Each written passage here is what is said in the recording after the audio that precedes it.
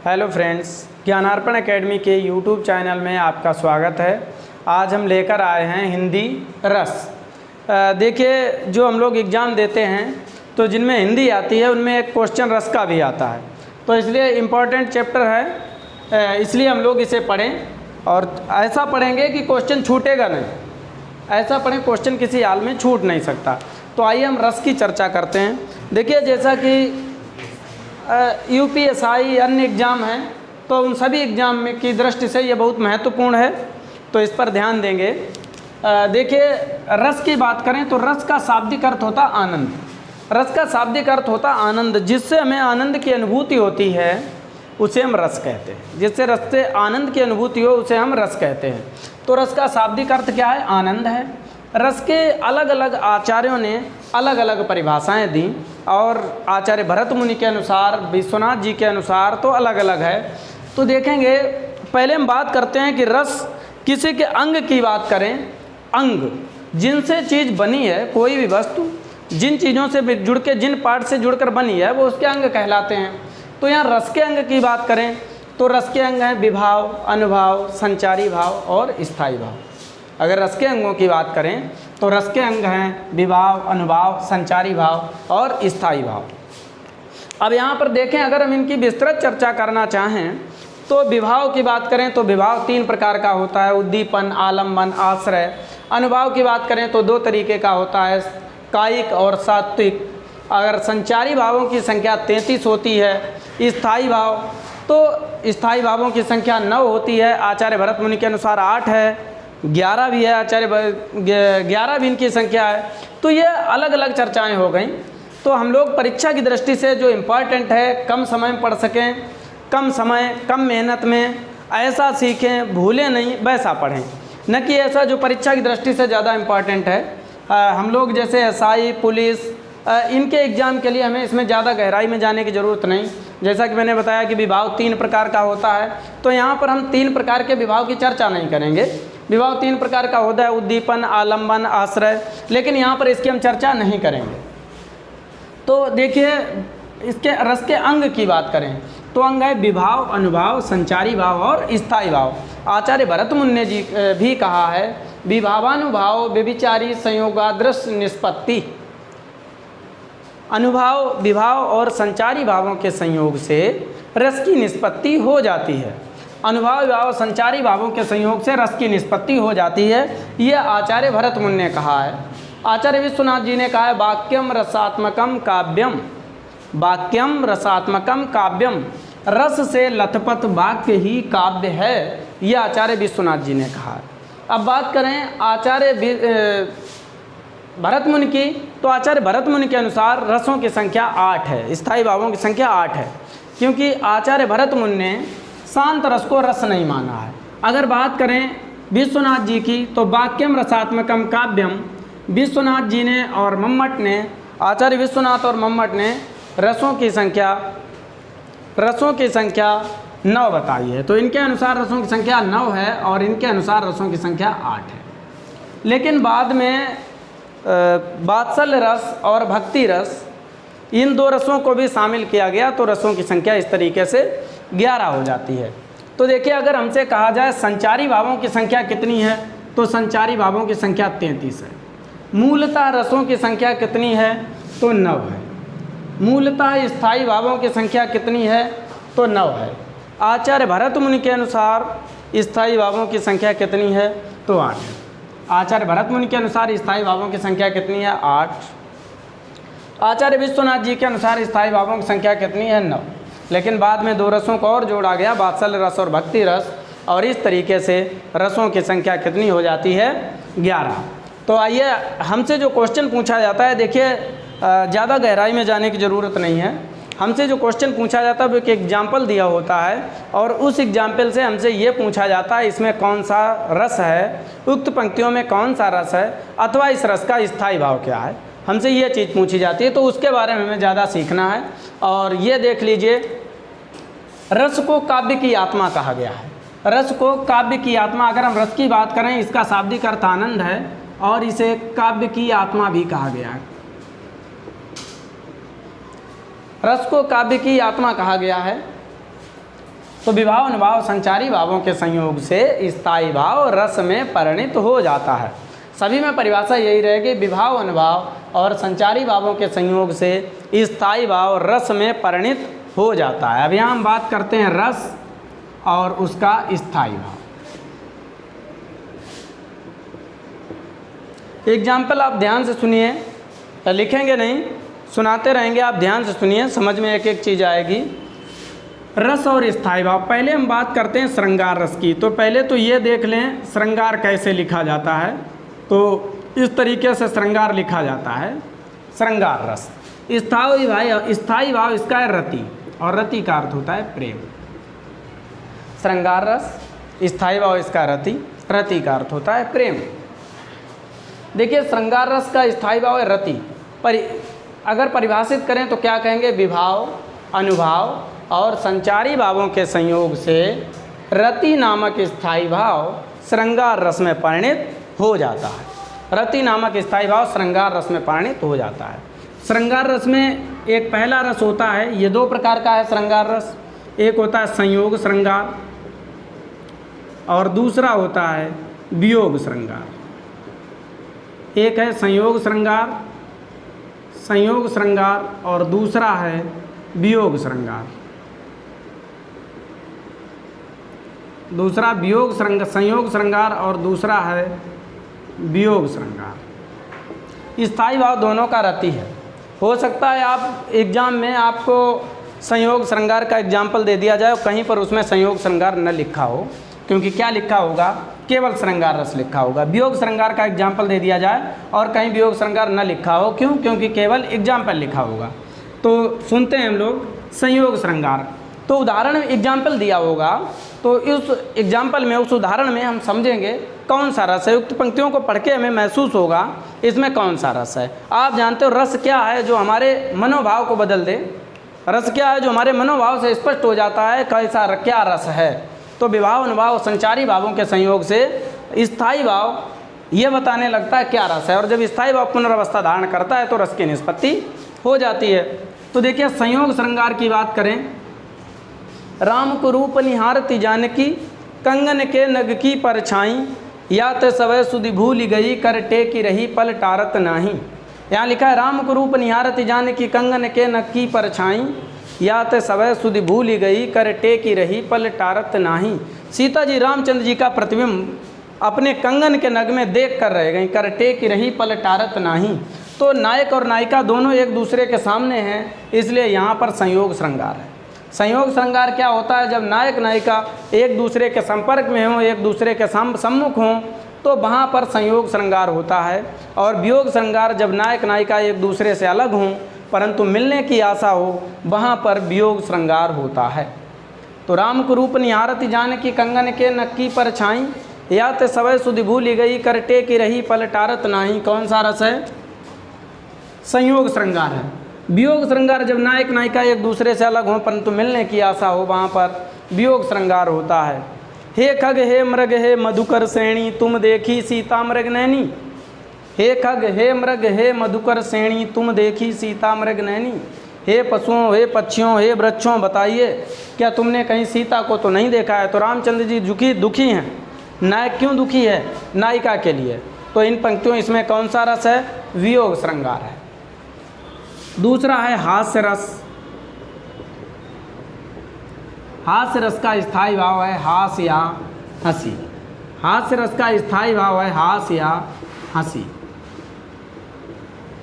अनुभाव विभाव संचारी भावों के संयोग से हास नामक स्थायी भाव हास्य रस में परिणित हो जाता है, अथवा यूँ कहें किसी की वेशभूषा चेष्टा बातें सुनकर जो हृदय में खुशी व्याप्त होती है वो हास्य रस होता है।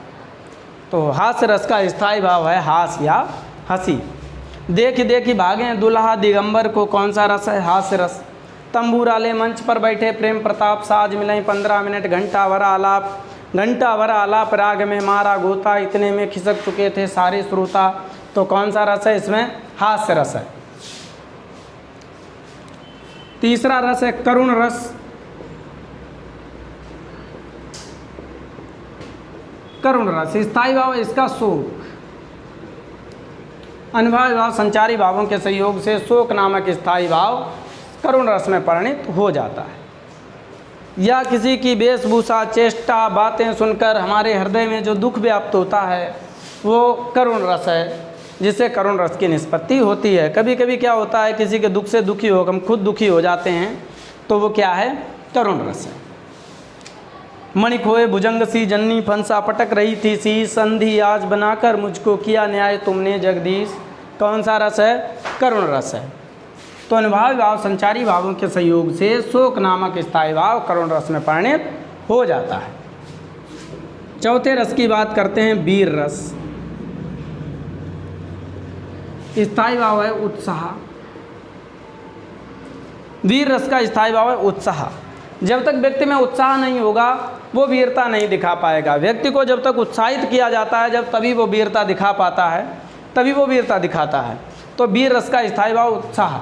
अनुभाव, विभाव और संचारी भावों के संयोग से उत्साह नामक स्थायी भाव वीर रस में परिणित हो जाता है। अनुभाव, विभाव और संचारी भावों के संयोग से उत्साह नामक स्थायी भाव वीर रस में परिणित हो जाता है। जैसे करुण रस की बात करें, करुण रस हमने पढ़ लिया था। करुण रस, मणि खोए भुजंग सी जननी, फंसा पटक रही थी शीश, अंधी आज बनाकर मुझको किया न्याय तुमने जगदीश। तो ये क्या है, करुण रस है। वीर रस का स्थायी भाव उत्साह होता है। वीर तुम बढ़े चलो, धीर तुम बढ़े चलो। कौन सा रस है, वीर रस। सत्य कहता हूँ सखे सकुमार मत जानो मुझे, यमराज से भी युद्ध में प्रस्तुत सदा मानो मुझे। हयोर की तो बात क्या, मैं गर्व तो करता नहीं मामा, तथा निस्तात से भी समर में डरता नहीं। कौन सा रस है, वीर रस। अब वीर रस वैसे कई तरीके का होता है, लेकिन हम लोग को ज़्यादा गहराई में नहीं जाना है। दयावीर, दानवीर, धर्मवीर, कर्मवीर, कई तरीके का वीर रस होता है। गीधराज सुना आतुरवाणी, रघुकुल तिलक नारी पहचानी, अदम निशाचर लीने जाई, जिन मलिच्छ कपिला सम गाई। तो यहाँ पर दयावीर है वैसे, लेकिन आपको इतना बताना है सिर्फ इसमें कौन सा रस है, तो वीर रस है। तो वीर रस का स्थायी भाव क्या है, उत्साह। चर्चे तक पर तलवार उठा करता था भूतल पानी को, राणा प्रताप सर काट काट करता था सुफल जवानी को। कौन सा रस है, वीर रस। तो पांचवें रस की बात करते हैं, रौद्र रस। रौद्र रस का स्थायी भाव है क्रोध। जब आपके अंदर क्रोध नामक स्थायी भाव व्याप्त होता है, तो जैसे ही वो पुनर्वस्था धारण करता है, रस की निष्पत्ति हो जाती है। तो जब आपके अंदर क्रोध नामक स्थायी भाव व्याप्त होता है, तो वो रौद्र रस में परिणित हो जाता है। अनुभाव भाव संचारी भावों के संयोग से क्रोध नामक स्थायी भाव रौद्र रस में परिणित हो जाता है। श्री कृष्ण के सुन वचन, अर्जुन क्षोभ से जलने लगे, सब शील अपना भूल कर करतल युगल मलने लगे। संसार देखे अब हमारे शत्रु रण में मृत पड़े। तो कौन सा रस है, रौद्र रस है, स्थायी भाव इसका क्रोध। छठा रस है भयानक रस। भयानक रस स्थायी भाव भय। कोई वस्तु हमें तभी भयानक लगेगी, कोई वस्तु हमें तभी भयानक लगेगी जब हमारे अंदर उसके प्रति भय नामक स्थायी भाव व्याप्त होगा। अगर उसके प्रति हमारे अंदर भय नामक स्थायी भाव व्याप्त नहीं है, तो वो चीज़ हमें भयानक नहीं लगेगी। अगर हम कुत्ते से डरते हैं, तो हमारे अंदर कुत्ते के प्रति पहले से ये भाव व्याप्त है कि कुत्ता खतरनाक होता है। तो जब हमारे अंदर ये भाव पुनर्वस्था धारण करता है, तो रस की निष्पत्ति हो जाती है। अनुभाव भाव संचारी भावों के संयोग से भय नामक स्थायी भाव भयानक रस में परिणित हो जाता है। उधर गरजती सिंधु लहरियाँ कुटिल काल के जालों सी, चली आ रही फेन उगलती फन फैलाए ब्यालों सी। कौन सा रस है, भयानक रस है, स्थायी भाव भय। एक और अजगरई लखी, एक और मृगराज, बिकट बटोई ही फंसे ऊपर मूर्छा खाए। तो कौन सा रस है, इनमें भयानक रस है। तो 6 रस हम लोगों ने पढ़ लिए हैं। इसके आगे पढ़ते हैं, 7वें रस की बात करते हैं, बीभत्स रस। इसका स्थायी भाव है जुगुप्सा। बीभत्स रस का स्थायी भाव है जुगुप्सा।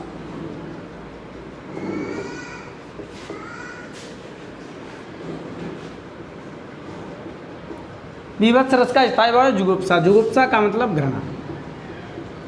घृणा कौन सी, वो नहीं कि लड़ाई में एक व्यक्ति को दूसरे से घृणा हो गई, वो नहीं। कुछ चीज़ें ही ऐसी होती हैं जो घृणित होती हैं, सबके लिए घृणित होती हैं, तो वो घृणा। तो बीभत्स रस का स्थायी भाव है जुगुप्सा। जैसे रिपुआतन की कुंडली कर जोगिनी चबात पी वही में पागी वनो जुवती जलेबी खात। तो कौन सा है? बीभत्स रस, स्थायी भाव जुगुप्सा। तो 8वां रस पढ़ेंगे अद्भुत रस। अद्भुत रस, स्थायी भाव आश्चर्य। जब हम किसी की बात सुनकर हमारे अंदर ऐसा भाव व्याप्त होता है कि हम आश्चर्य में पड़ जाते हैं, तो वहाँ अद्भुत रस की निष्पत्ति हो जाती है। जब हम आश्चर्य में पड़ जाते हैं तो अद्भुत रस की निष्पत्ति हो जाती है। जैसे अद्भुत रस की निष्पत्ति जब हम आश्चर्य में पड़ जाते हैं तो वहाँ पर अद्भुत रस की निष्पत्ति हो जाती है। जैसे अद्भुत रस का स्थायी भाव है आश्चर्य। तो जब यशोदा माँ कृष्ण को देखती थी, उन्हें हंसता देखती थी, तो उन्हें उनके मुख में ब्रह्मांड नजर आता था। तो एक एग्जाम्पल है, अखिल भुवन चर अचर जग, अखिल भुवन चर अचर जग हरि मुख में लखिमात चकित वहीं गदगद वचन विकसित द्रग पुलकात। तो इसमें कौन सा है? अद्भुत रस, स्थायी भाव आश्चर्य। अब 9वें रस की बात करते हैं, शांत रस, स्थायी भाव निर्वेद। शांत रस का स्थायी भाव है निर्वेद। अनुभावी भाव संचारी भावों के संयोग से निर्वेद नामक स्थायी भाव शांत रस में परिणित हो जाता है। कभी कभी ये पूछ दिया जाता है शांत रस का स्थायी भाव क्या है, तो ये भी आपको सही से याद होना चाहिए शांत रस का स्थायी भाव क्या है। तो अनुभावी भाव संचारी भावों के संयोग से निर्वेद नामक स्थायी भाव शांत रस में परिणित हो जाता है। जैसे मन पछतई हैं अवसर बीते, तो इन पंक्तियों में कौन सा रस है? शांत रस। मन पछतई हैं अवसर बीते, कभी कभी व्यक्ति खुद को समझाने लगता है, खुद को दृष्टांत देता है, तो ये क्या शांत रस है। तो मन पछतई हैं अवसर बीते, तुलसीदास जी कहते हैं हे मन समय निकल जाने के बाद तू पछताएगा। तो ये कौन सा रस है? शांत रस। इसका स्थायी भाव है निर्वेद। आचार्य भरत मुनि ने इस शांत रस को रस नहीं माना। आचार्य भरत मुनि की बात करें तो आचार्य भरत मुनि ने शांत रस को रस नहीं माना है, और इसलिए उन्होंने रसों की संख्या बताई है 8, जबकि आचार्य विश्वनाथ और मम्मट ने रसों की संख्या 9 बताई है, स्थायी भावों की संख्या 9 बताई है। अब इसके बाद की बात करते हैं, 2 रस बाद में, और 2 रसों को और प्रधानता दे दी गई। तो वो 2 रस कौन से हैं? वात्सल्य रस और भक्ति रस। एक है भक्ति रस, इस तरीके से रसों की संख्या हो जाती है 11। भक्ति रस, स्थायी भाव भगवद विषयक रति। भगवत विषयक रति, क्योंकि इसमें भी रति है और वात्सल्य रस में भी रति है, इसलिए अगर इन्हें श्रृंगार के दायरे में डाल दिया गया तो रसों की संख्या 9 ही फिर से रह जाती है। तो भक्ति रस का स्थायी भाव है भगवत विषयक रति। मेरो तो गिरधर गोपाल दूसरों न कोई जाके सिर मोर मुकुट मेरो पति सोई। तो यहाँ पर भगवान के प्रति मीराबाई जी के भक्ति भाव को दर्शाया गया। तो कौन सा रस है? भक्ति रस है। अब 11वें रस की बात करते हैं तो ये वात्सल्य रस है।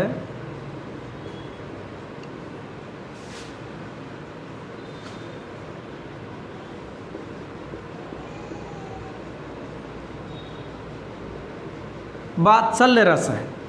वात्सल्य रस का स्थायी भाव है वत्सलता या वत्सल रति। वात्सल्य रस का स्थायी भाव है वत्सलता या वत्सल रति। तो वत्सलता या वत्सल रति, इसमें माँ अपने बच्चे को प्रेम करती है, तो इसलिए इसमें कौन सा रस है? वात्सल्य रस है। माँ अपने बच्चे को प्रेम करती है। जैसे किलकत कान घुटरबनी आवत मणिमय कनक नंद के आंगन बिंब पकड़िबे धावत किलक हंसर राजत दुईदतियाँ ती पुनि पुनि अवगाहत किलक अरे मैं नेह निहारूँ इन दांतों पर मोती वारूँ। तो इन सभी पंक्तियाँ जितनी भी हमने पढ़ी हैं उन सभी में कौन सा रस है? वात्सल रस, और इसका स्थायी भाव है वत्सलता या वत्सल रति। और अगर ऐसा न मिला तो वहाँ लिखा मिलेगा श्रृंगार। तो ये इनमें भी श्रृंगार है, क्योंकि इसमें भी प्रेम है माँ बच्चे का, इसमें भी भक्त भगवान का प्रेम है। तो इस तरीके से रस हम लोगों ने ख़त्म कर लिया। 1 मिनट में रिवाइज करते हैं। काव्य की आत्मा, रस को काव्य की आत्मा कहा गया है। रस का शाब्दिक अर्थ आनंद है। रस के अंग विभाव, अनुभाव, संचारी भाव और स्थायी भाव, यह रस के 4 अंग हैं।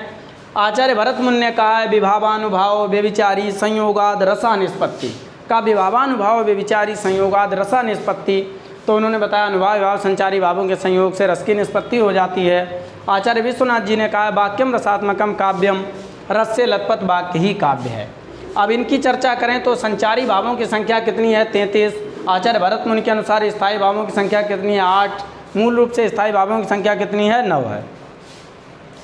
तो यहाँ अब ये रस के अंग अगर क्वेश्चन पूछा जाता रस के अंग कितने हैं तो आप कहेंगे 4, विभाव अनुभाव संचारी भाव और स्थायी भाव। स्थायी भावों की संख्या कितनी है तो आप कहेंगे 33। रस का शाब्दिक अर्थ क्या है आनंद। रस को काव्य की आत्मा कहा गया है। इन दोनों बातों पर फोकस रखें, इन दोनों बातों को सही से पढ़ें, इन पर फोकस रखें, ये पूछे जा सकते हैं। और बाकी जो उदाहरण पढ़े हैं तो उन उदाहरण को सही से तैयार कर लीजिए। इन्हीं उदाहरण से अक्सर पूछा जाता है, तो क्वेश्चन छूटेगा नहीं, क्योंकि यहाँ से क्वेश्चन ज़रूर पूछा जाता है। ये सब तैयार कर लें सही से। तो देखिए ये सभी आप तैयार कर लें सही से, और इसकी एक्सरसाइज जो है वो अगले वीडियो में आपको मिल जाएगी। और अगर ये अच्छा लगे आपको, सही से पढ़ें, अच्छा लगे तो इसे लाइक सब्सक्राइब एंड शेयर ज़रूर करें। धन्यवाद।